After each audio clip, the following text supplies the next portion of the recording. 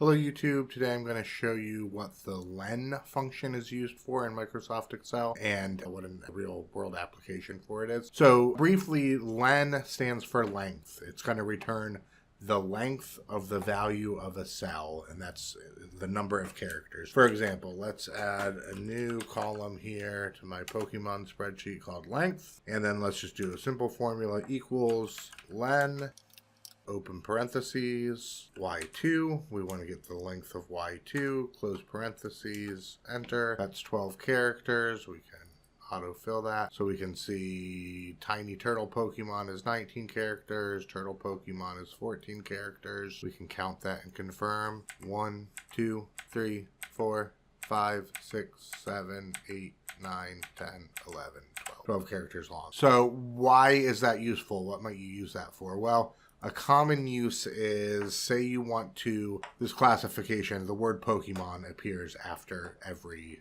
word, right? Seed Pokemon, lizard Pokemon, flame Pokemon. We want to get rid of that Pokemon. We want to make this a little cleaner. So let's start a new column called classification clean. Okay, now what we are going to do, let's make this full width. What we're going to do is we're going to do another formula, and we're going to nest that len formula inside of it. So we're going to use the left formula, right? We want to get the value that's in the left part of this cell. So we're going to do equals left. Then we're going to do, let's just do our open and close parentheses right now. It's often helpful to add your parentheses as you go along, keeps you from getting lost. So the text we want to get the left part of the value from is cell Y2. It's covered up here, but I know it's Y2.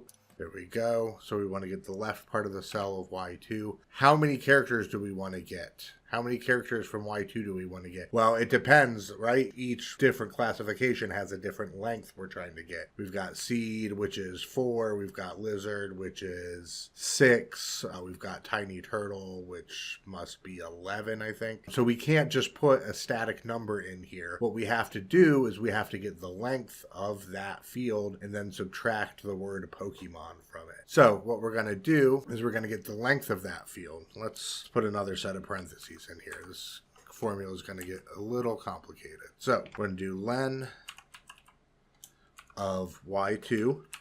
So we're getting the length of y2. And then from that, we want to subtract the word Pokemon plus the space before the word Pokemon. So Pokemon is 7 letters.